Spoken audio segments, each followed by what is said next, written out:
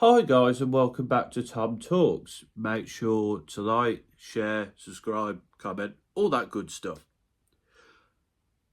So this was supposed to be a video reviewing the Man United women's teams last season. I'm a bit late to it, I know. And where I think the team could go from here. And this will touch on that. But it's going to mainly focus on the very big concerns I have for the future of the women's team and how there is some quite clear and obvious issues that need addressing. But to start with, we will review last season. Last season was a mixed bag, really. We were quite poor in the league for our standards. We finished second the year before. We pushed Chelsea all the way to the final game, and this year we couldn't even get into Europe, and we finished fifth.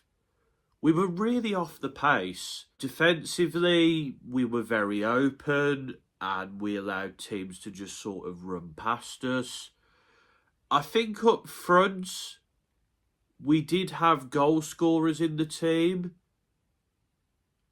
I don't think that's the issue. And I think, but in the midfield, there was a lack of creativity at times. And I think there was a lack of structure and protection of the defence. We suffered from injuries. Gabby George, of course, was a big one. Jade Riviere was a big one at points. The signings we made didn't all completely work out, like Miyazawa. That hasn't really worked out. Mallard has been decent at times. I think she needs another season to grow into the team.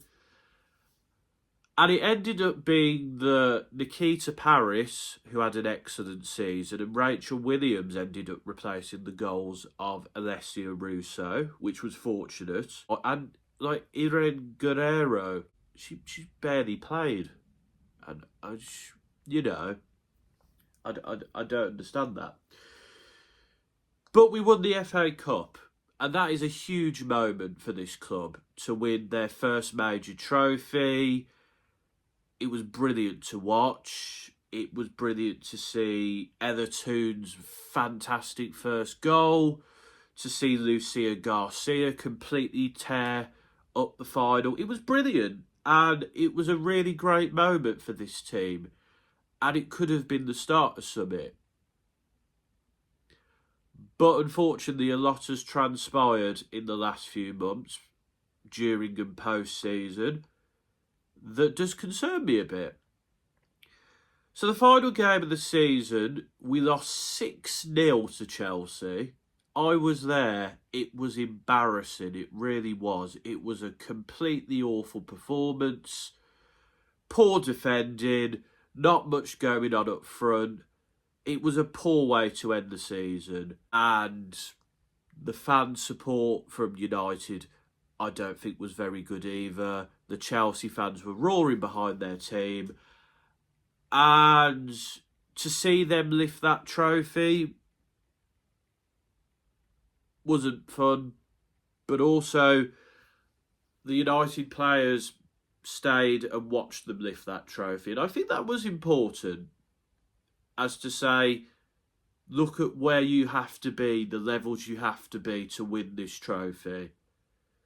So I looked at that and I thought, I'm obviously disappointed at the fact that Mark Skinner's been handed a new contract. I think we need a change in direction, personally. I think we need a new style. But his contract's been extended, so he will be here next year unless he has like a really bad start and he gets sacked. But my main concern, which kind of ties into the Skinner stuff, is that Ineos doesn't care about the women's team. And that's been shown in a few ways. First of all, I don't see Jim Ratcliffe talking much about the women's team at all. Has he gone to any of the games? I don't know. He wasn't at the FA Cup final. The Glazer was. Yes, Man United's men were playing Arsenal that day, but personally, I think a FA Cup final is a bit more important than a league game that didn't really matter much except in the race for the Europa League / Conference League. Again, that's not as important as an FA Cup final, but hey ho. So there's that. Then you look at the way we've dealt with transfers. So Lucia Garcia is leaving to go play for Monterrey in Mexico. That is a huge loss to this team. She's a fantastic player, full of energy, full of desire, full of passion. She was one of our best players last year. She was one of the few players who actually gave a damn in that Chelsea game.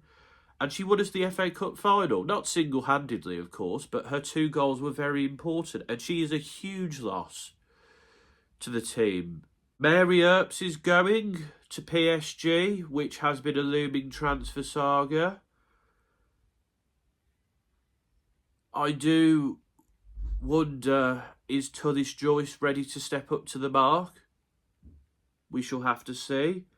But I think Mary Earps didn't have an amazing season. She did make good saves, to be fair, in games, especially in that Chelsea semi-final. That was very important. But I think the way that's been handled is poor. Nikita Paris is leaving, which is a shame.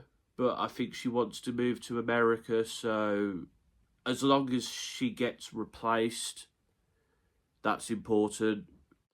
So just a quick update on that. Nikita Paris is now staying. It did look like she was off to the MLS, but she signed a new contract, so that's good, I guess.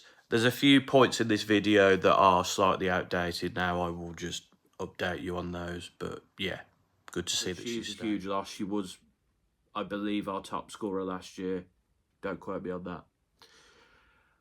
And then, of course, Katie Zedham's contract has been allowed to run out. Our captain is leaving on a free. She had an option to extend, and that's not been taken. Our captain is leaving for nothing, just discarded like waste. I think it's very shocking the way the transfer business has been dealt with so far. We've let 2 of our leaders in the team just go on freeze.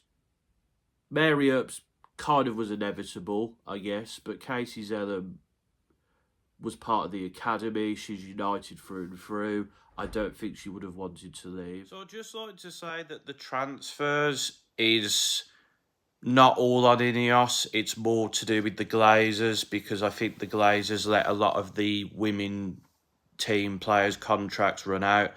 They did so with like Alessia Russo, for example. But I just feel like the way that Katie Zellum has been treated and has not been allowed to have a send-off at all and just has been released, I just think that's wrong, considering that she's like an academy graduate, she's the captain. I don't like the way it's been treated, similarly to how I didn't like the way that David De Gea was treated, to be quite honest. So, not completely Ineos' fault, but still not a fan of what they've done with that. So looking at transfer business, I think we're looking into replacing Paris, but outside of that, I don't see much about replacing the others. And it's a sign that they don't care, and it's a sign they don't know what they're doing in terms of the contracts. Maybe it's a before problem as well, but I've not really seen much to suggest there's much change there. So Ineos have since made some decent transfers. Dominique Janssen is an ex-Arsenal defender, very experienced, Dutch international. I think that will be good for our defence. Melanie Mallard is permanent transfer now. And Elizabeth Turland has been signed from Brighton, who is a very good goal scorer, the second highest goal scorer in the WSL last season. Yeah, I think fair play to Ineos on those. They've made some good signings there. But I would also like to comment on Irene Guerrero leaving. She had quite a few things to say about the manager Skinner, and I think it's very telling towards his management and the players' thoughts about him. So I have a feeling that Skinner's not going to last very long at United, and he won't be staying past that 1 year extension on his deal. But some optimism. And also, Dan Ashworth did comment about how he wants to make the women's team better, but I am still a little bit concerned.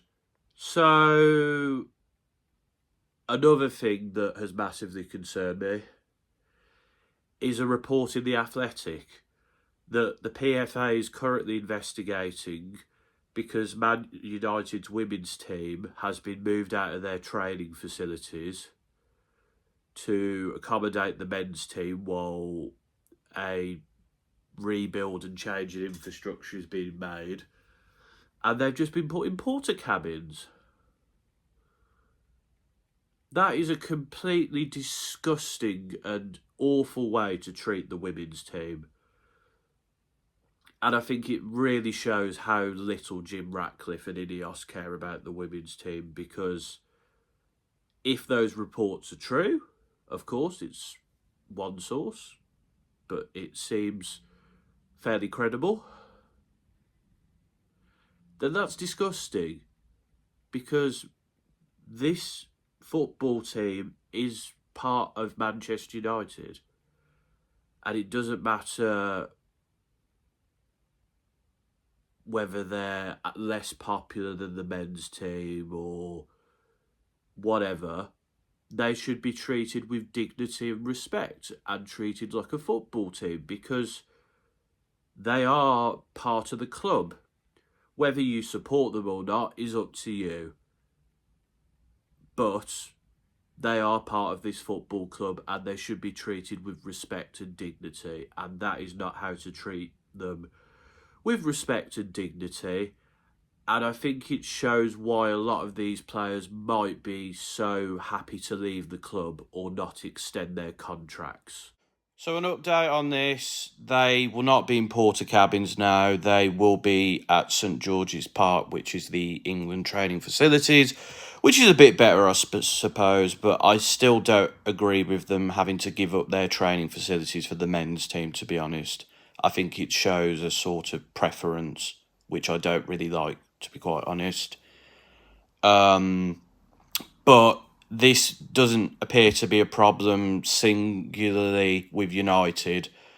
I've read an article on BBC Sport which was talking about how at Blackburn Rovers they had to use the same facilities as the youth teams, like the 13, 14-year-olds, and how they weren't allowed to use the men's coffee machine. So this is a wider problem in women's football, really, not just with United, and it's even worse when you go down the pecking order, really. So I think this needs to be addressed, and I think the PFA needs to go hard on this to make sure that women's teams are being treated fairly. So I think Jim Ratcliffe and Ineos have a lot to answer for in terms of their treatment of the women's team, because quite frankly, what I'm seeing is shameful, it's disgusting, and it's letting a institution that has just had a huge moment just go to waste and rot. Now, I am quite worried about next season now, because we have lost some big players, some big characters in the dressing room. We need a new captain now. So I'm quite concerned about how Manchester United's women's team will perform next season. The fans will get behind them, hopefully. Again, the Chelsea game, the support, I wasn't a huge fan of. I did see them play Villa, though, at Villa Park, and the support there was fantastic. Absolutely loved it. So that slightly baffled me, the support at Old Trafford. But anyway, I'm not here to complain about fans today. I'm here to complain about the treatment of the team. And I would like to see the likes of Zellum and Earp speak up if Ad Garcia and Paris and whoever else is leaving speak up about the treatment of the women's team, because it, quite frankly, is disgusting, really. I mean, obviously, I'd like the team players who's still there to speak up as well, but contracts and stuff like that. So, yeah, I will support the women's team still, of course. I hope the situation changes, but I am very much concerned at how they've been treated. I think it's disgusting, it's disgraceful, and it needs to be amended immediately. And Ineos needs to be held to account on this issue, because they can't just let the women's team slide like this. They are part of what you bought. It's not just the men's team, it's the women's team too. So wake up, sort the situation out, and get on with building the women's team as well as the men's. So that's all my thoughts on this situation. Pretty disgusting, despicable, poorly handled is an understatement, really. But let me know your thoughts in the comments. What do you think of the current situation? How do you think it's solved? Do you think Ineos will solve it? Let me know in the comments. Until next time, this has been another Tom Talks. Go support Man United women's team. Let's make sure Ineos know that they're cared for and they deserve better.